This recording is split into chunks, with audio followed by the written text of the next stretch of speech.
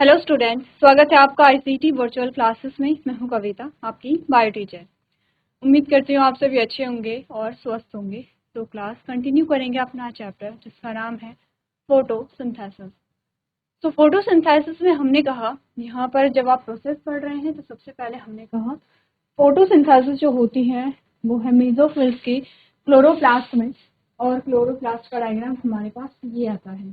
Photosynthesis हमने दो part में डिवाइड की है, dark reaction and light reaction, जिसमें सबसे पहले होती है लाइट रिएक्शन।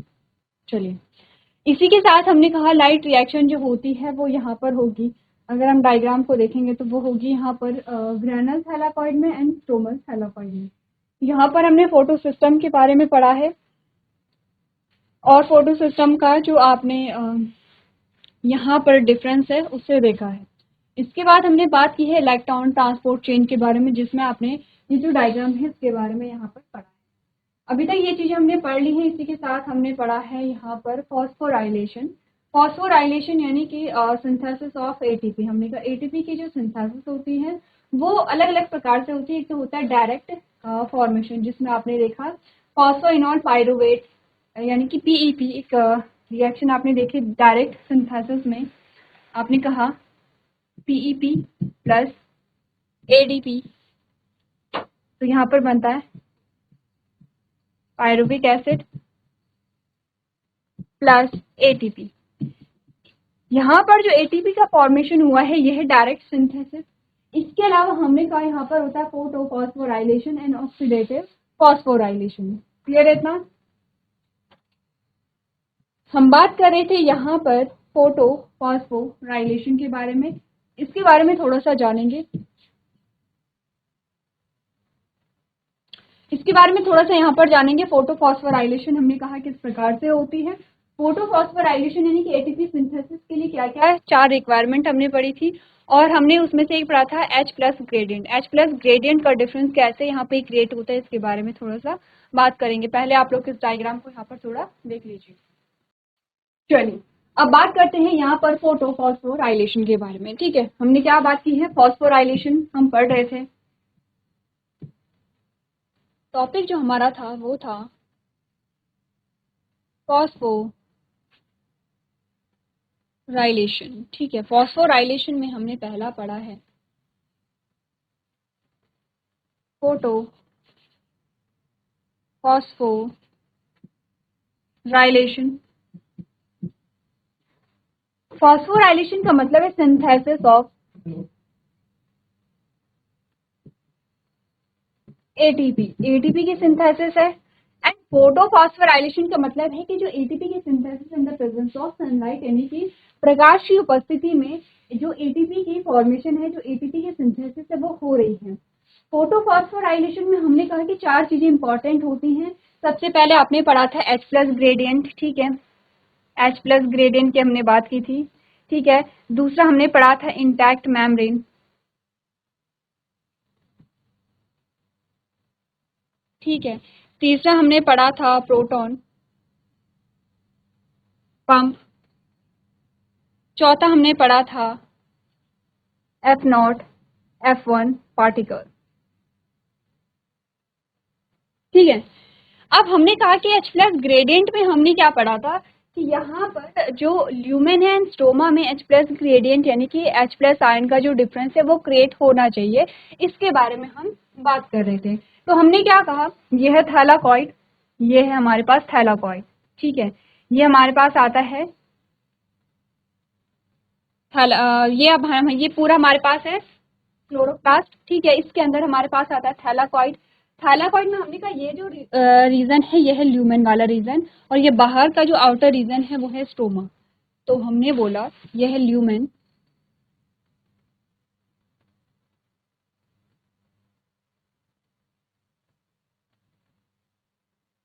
ये थैलाकॉइड है, और ये आता है ल्यूमेन। ठीक है, हमने कहा ल्यूमेन में जो H प्लस आयन है उनकी मात्रा ज्यादा होनी चाहिए किसके कंपैरिजन में, यहाँ पे स्ट्रोमा के कंपैरिजन में। ठीक है, तो आपने कहा ये H प्लस ग्रेडियंट जो है, ये जो डिफरेंस है वो कैसे क्रिएट होगा, तो हमने यहाँ पे कुछ चीजें देखी थी। जैसे कि हमने बोला था फोटोलाइसिस ऑफ वाटर, जो H2O है, जो पानी है, वो टूट जाता है यहाँ पर,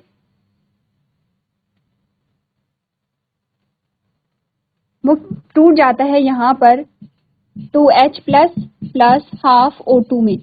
ठीक है, कहाँ पे टूटेगा, आपको ध्यान होगा जब हमने लाइट रिएक्शन पढ़ ली, और जब हमने लाइट रिएक्शन पढ़ी थी तो हमने कहा था कि जब यहाँ पे फोटो सिस्टम सेकंड में इलेक्ट्रॉन की डेफिशिएंसी होती है तो H प्लस आयन यहाँ पे बनाने पड़ते हैं, किससे, वाटर को तोड़ करके। ठीक है, इसमें हमने कहा कि H प्लस आयन और O2 जो है वो दोनों ही कहाँ पर बन रहे हैं, यहाँ पे ल्यूमेन में बन रहे हैं।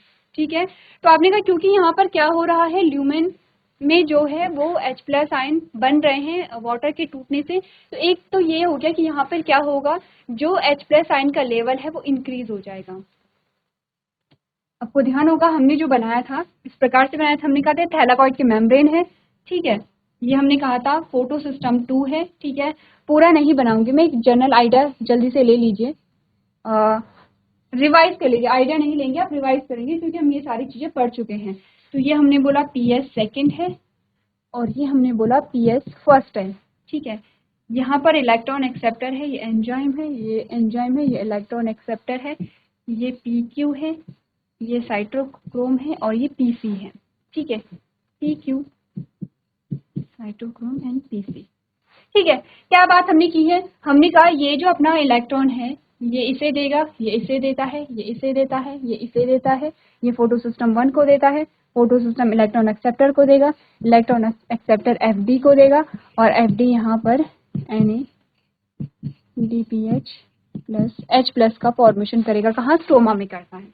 ये प्रोसेस हमने पढ़ी थी। ठीक है, अब हमने कहा फोटोलाइसिस ऑफ वाटर कहाँ पर हो रही है, यहाँ पर, ये H2O है जो 2H plus ion plus half O2 में कन्वर्ट हुआ है। ल्यूमेन वाला पोर्शन कौन है, ये पूरा ल्यूमेन है, क्योंकि ये पूरा क्या है, थैलाकॉइड है, और इसके बाहर जो है वो स्ट्रोमा है।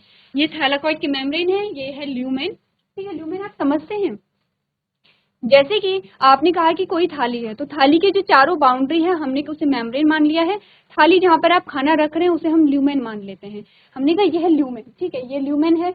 अब जो H प्लस आयन है वो यहाँ बन रहे हैं, एक तरीका तो ये था।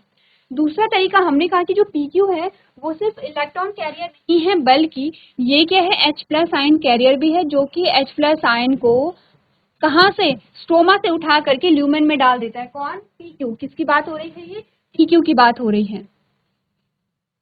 PQ क्या करता है, H प्लस आयन को उठा करके स्ट्रोमा से कहाँ डालेगा, यहाँ पे ल्यूमेन में डाल देते। तो आपने कहा डिफरेंस क्रिएट ही तो हमें करना है, किसके बीच में, ल्यूमेन और स्ट्रोमा के बीच में हमें क्या करना है, क्रिएट करना है डिफरेंस को। अब अगेन मैं बता दे रही हूँ कि यहाँ पे ल्यूमेन क्या है, आपने कहा ये ल्यूमेन, ये पूरा थैलाकॉइड है, ये बीच वाला पोर्शन ल्यूमेन है, ये ल्यूमेन है, ये पूरा ल्यूमेन है। ठीक है, आपको बता रखा है ल्यूमेन, और ये इसके बाहर का जो पोर्शन है ये स्ट्रोमा। तो हमने कहा यहाँ पे फोटो सिस्टम लगे हुए हैं, और जो PQ है यहाँ पर H प्लस आयन को यहाँ से उठा करके ल्यूमेन में ऐड कर रहा है। H प्लस आयन को ल्यूमेन से कहाँ ऐड किया जा रहा है, H प्लस आयन को स्ट्रोमा से ल्यूमेन में ऐड किया जा रहा है, किसके द्वारा, PQ के द्वारा। इसीलिए हमने कहा PQ जो है हमने कहा सिर्फ इलेक्ट्रॉन कैरियर नहीं है, बल्कि ये H प्लस आयन कैरियर भी H प्लस को पकड़ करके यहाँ पे डाल रहा है। दूसरा तरीका हो गया। तीसरा तरीका क्या होगा, आपने प्रोटॉन पंप की भी बात की थी कि यहाँ पे हमने कहा कि फोटोलाइसिस, जो फोटोफॉस्फोराइलेशन है, यानी कि जब यहाँ पे क्लोरोफिल में ATP की सिंथेसिस होती है, उसके लिए हमने कहा प्रोटॉन पंप भी चाहिए होती है। तो प्रोटॉन पंप भी सेम काम करेगा कि जो H प्लस आयन है उसे स्ट्रोमा से उठा करके कहाँ डालेगा, ल्यूमेन में डाल देता है। स्ट्रोमा से उठा करके H प्लस आयन को कहाँ, ल्यूमेन में डाला जाता है। तो ये 4 तरीके होते हैं जिससे कि H प्लस जो आयन का जो ग्रेडियंट है वो यहाँ पे क्या आता है, क्रिएट होता है। तो H प्लस आयन की मात्रा यहाँ पर होगी, ऑब्वियसली होगी, क्योंकि यहाँ पे H प्लस आयन का प्रोडक्शन हो रहा है। स्ट्रोमा से जो H प्लस आयन है वो कहाँ डाले जा रहे हैं, ल्यूमेन में डाले जा रहे हैं। तो इस प्रकार से होती है फोटोफॉस्फोराइलेशन। अब अगर हम बात करें, चलिए यहाँ पर इतनी बात क्लियर है। अब यदि हम बात करें, मैंने कहा था सेम जो प्रोसेस है वो आपकी होती है माइटोकॉन्ड्रिया में। ये माइटोकॉन्ड्रिया का आउटर मेम्ब्रेन है,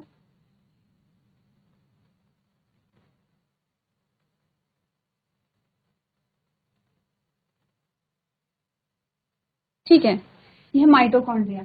ये माइटोकॉन्ड्रिया के आउटर मेम्ब्रेन है, ये इनर मेम्ब्रेन है। ठीक है, आउटर ये होगी, इनर ये होगी, अंडरस्टूड है। यहाँ पर क्या आता है, H प्लस ग्रेडियंट का जो डिफरेंस है वो भी मेंटेन होना चाहिए। H प्लस ग्रेडियंट कैसा होगा, आपने कहा यहाँ पर क्या होगा, बाहर H प्लस आइन ज्यादा होनी चाहिए, बाहर यानी कि इस केस में ल्यूमेन ये था तो यहाँ पर ज्यादा होने चाहिए थे, यहाँ कम होने चाहिए थे। हमने कहा यहाँ पर कम होने चाहिए और यहाँ पर ज्यादा होने चाहिए, क्योंकि जो इलेक्ट्रॉन ट्रांसपोर्ट चेन है वो यहाँ पर लगे होते हैं। जो आपने कहा जो रेस्पिरेटरी एंजाइम्स होंगे वो यहाँ पर लगे होते हैं, तो इसीलिए आपने कहा जो H प्लस ग्रेडियंट है वो यहाँ पर होनी चाहिए। ठीक है, एज कंपेयर टू, ठीक है, ये है माइटोकॉन्ड्रिया। ये डिफरेंस है थोड़ा सा दोनों में। दूसरा हमने बोला था यहाँ पर चैनल्स भी होते हैं, इतनी बात भी हमने की थी कि यहाँ पर चैनल्स होने चाहिए और चैनल के माध्यम से ही H प्लस आयन बाहर आने चाहिए, इसे हम कहते हैं इंटैक्ट मेम्ब्रेन। अब आपने कहा कि क्योंकि यहाँ पे ADP है, ठीक है, H प्लस बाहर आएंगे और यहाँ पर ADP है, और ADP जो होता है वो ATP में फिर कन्वर्ट यहाँ पर होगा, ATP।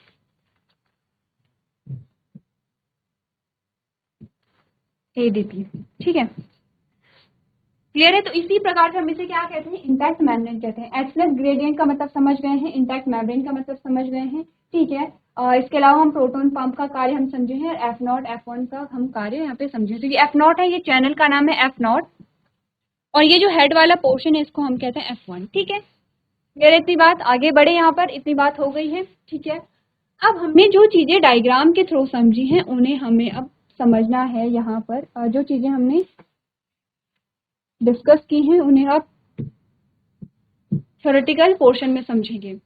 यहाँ पर आपको बता रखा है, ये जो प्रोसेस आपको बताती है cyclic and non cyclic pathway को बताती है। यहाँ एक बार डायग्राम को एनालाइज कीजिए, साइक्लिक और नॉन साइक्लिक पाथवे को यहाँ पर देखिए। चलिए आगे बढ़ते हैं और पढ़ लेते हैं। हमारे पास सबसे पहले हेडिंग आती है photo phosphorylation.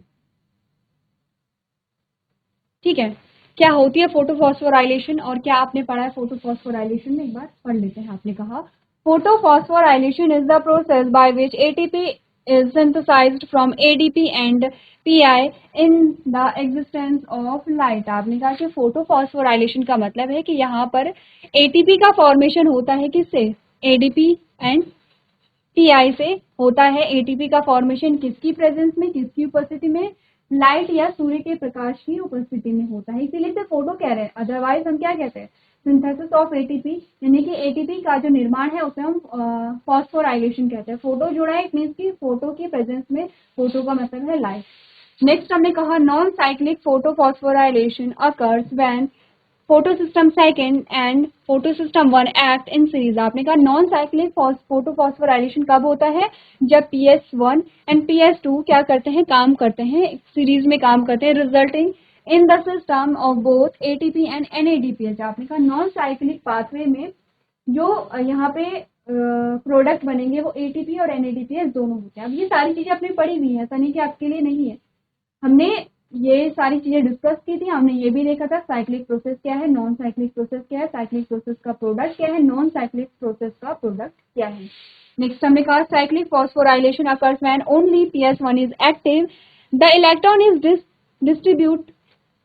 distributed within a PS1 and a phosphorylation occurs as a result of the cyclic flow of electron. It occurs in the stroma lamella। Stroma lamellae में होता है, जो आपने कहा कि जो स्ट्रोमल थैलाकॉइड या स्ट्रोमल लैमली दोनों एक ही नाम है। ठीक है, ये कहाँ पर होता है, स्ट्रोमल लैमली या स्ट्रोमल थैलाकॉइड में होता है। It lacks NADP reductase enzyme. इनमें NADP रिडक्टेज एंजाइम नहीं होता है। क्या होता है NADP रिडक्टेज एंजाइम, ध्यान दीजिए, हमने कल बात की थी। तो ATP synthesized but not NADPH and H plus ion. आपने कहा सिर्फ साइक्लिक प्रोसेस में सिर्फ ATP बनेगी, NADPH का फॉर्मेशन नहीं होगा। It also takes place when only light with a wavelength greater than 680 nanometers is available।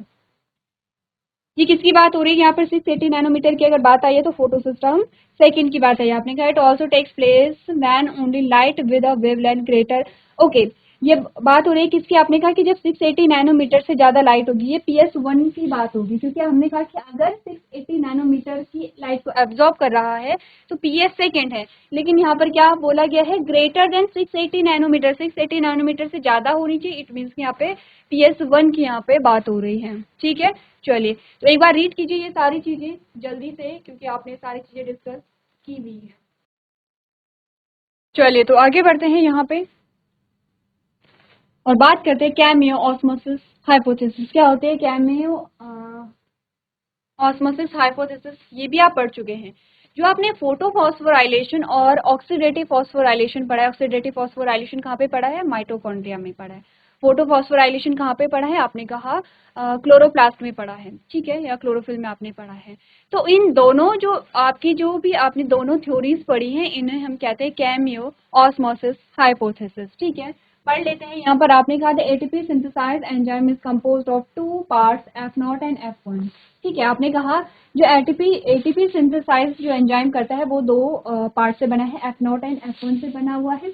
F0 which is presented into the thylakoid layers and create a transmembrane channels that enable proton to easily diffused across the layer। आपने कहा कि क्या होता है यहाँ पे, पहला आता है F0 बनाते हैं चैनल को। ये पूरा आपका क्या है, थैलाकॉइड की मेम्ब्रेन है, ये पूरा थैलाकॉइड की मेम्ब्रेन है, ये अंदर वाला ल्यूमेन आपका है। ठीक है, अब यहाँ पर क्या है, आपने कहा फोटो सिस्टम सेकंड आता है, फोटो सिस्टम 1 आता है, और ये क्या आता है, साइटोक्रोम्स आते हैं। ठीक है, साइटोक्रोम्स में आपने कहा यहाँ पर, चलिए अब हमने कहा कि यहाँ पर क्या होता है, ये देख रहे हैं आप, ये क्या है, F0 आपको दिखा रखा है, ये वाला जो पोर्शन है, ये वाला जो पोर्शन है वो F0 होता है। F0 बनाता है चैनल, और F0 का काम क्या होगा, यहाँ पर एक ट्रांस मेम्ब्रेन को बनाता है, सिर्फ इसी से हो करके जो H+ आयन है वो यहाँ पर मूव करते थे। तो आपने यही बोला F1 which is presented into the thylakoid layer, यहाँ पर ये थैलाकॉइड लेयर में होते हैं, इनटू की बात की गई है। ठीक है, into the thylakoid membrane. Next हमने कहा and create transmembrane channel, and create are transmembrane channel, एक ट्रांस मेम्ब्रेन चैनल को बनाता है ये, that enable protons to easily diffuse across the layer, जो कि प्रोटॉन को इजीली क्या करता है, बाहर यहाँ पर जो प्रोटॉन्स हैं, यहाँ पर जो H+ आयन है उन्हें क्या कर देता है, इजीली बाहर आने देता है। पहला पार्ट ये है।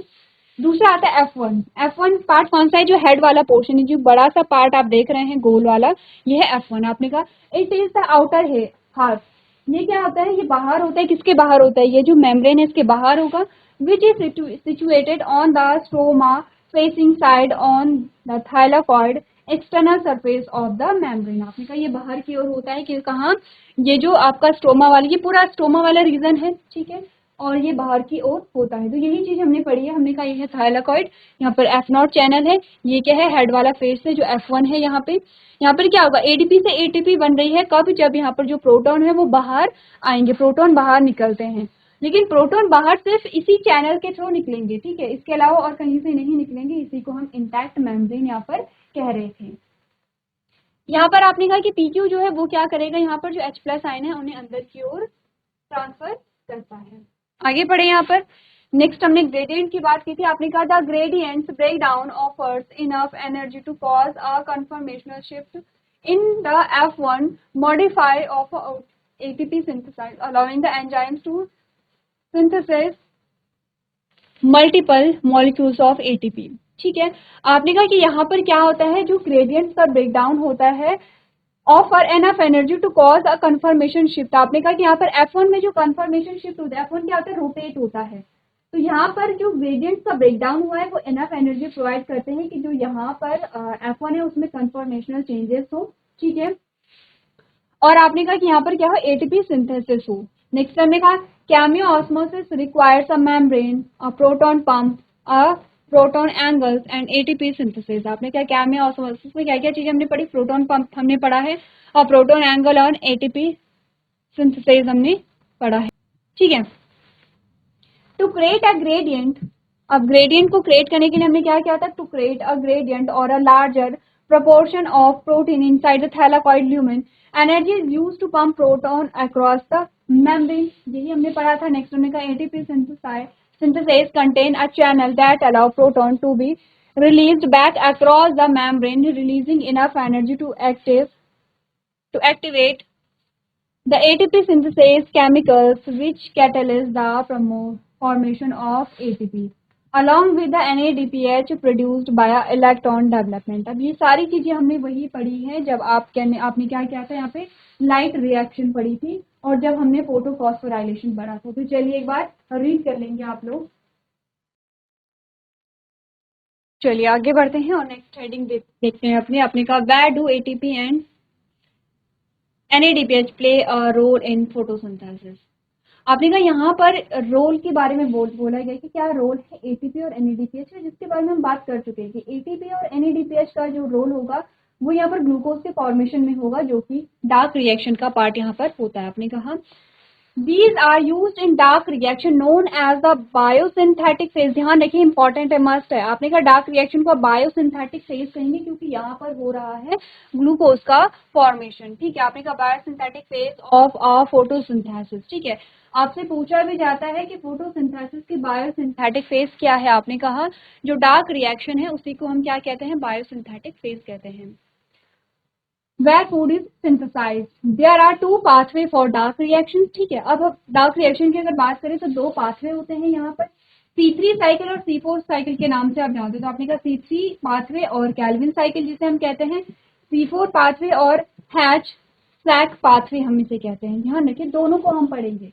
C3 में क्या हो रहा है, C4 में क्या हो रहा है, C3 C4 के लिए क्या क्या रिक्वायरमेंट होती है, क्या क्या यहाँ पे कंडीशंस होती हैं। आपने कहा in the C3 pathway the first stable product of carbon fixation is a 3 carbon molecule। ठीक है, आपने कहा C3 साइकिल में सबसे पहला जो मॉलिक्यूल बनता है फोटोसिंथेसिस में, जब ग्लूकोज के फॉर्मेशन के लिए सबसे पहला जो मॉलिक्यूल बनेगा वो 3 कार्बन कंपाउंड होता है जिसे हम PGA कहते हैं, फॉस्फोग्लिसरिक एसिड इसे हम कहते हैं।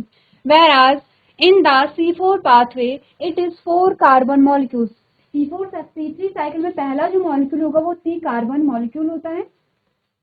C4 में जो पहला कार्बन होता है, जो पहला आपने कहा कि जो प्रोडक्ट होता है वो 4 कार्बन मॉलिक्यूल्स होता है। ठीक है, लाइक ऑक्सैलिक एसीटेट। तो इन दोनों में डिफरेंस को बताया गया है। तो C3 C4 साइकिल अभी आपको समझ नहीं आया होगा, बहुत ज़्यादा यहाँ पर डिफिकल्ट नहीं है चीज़ें। नेक्स्ट हमारा जो लेक्चर होगा उसमें हम C3 साइकिल को सबसे पहले बात करेंगे। C3 साइकिल जो कि कैल्विन ने बताई थी। C3 साइकिल में आप पूरे ग्लूकोज का फॉर्मेशन भी पढ़ते हैं यहाँ पर। ठीक है, तो नेक्स्ट लेक्चर में आपको C3 साइकिल पढ़नी है, उसके लिए आपको थोड़ा सा घर से साइकिल पढ़ करके लेके आनी है। एक बार आप लोग रीड कर सकते हैं जो भी हमने यहाँ पर बात की है कि जो फंक्शंस हैं यहाँ पर ATP और NADPH के, वो आप लोग अपनी कॉपी में नोट कर सकते हैं। साथ ही बायोसिंथेटिक फेज क्या होता है इसकी डेफिनेशन आपको अपनी कॉपी में नोट करनी है। चलिए, तो आज के सेशन में हम इतना ही करेंगे। अभी तक क्लास में बने रहने के लिए आपका धन्यवाद।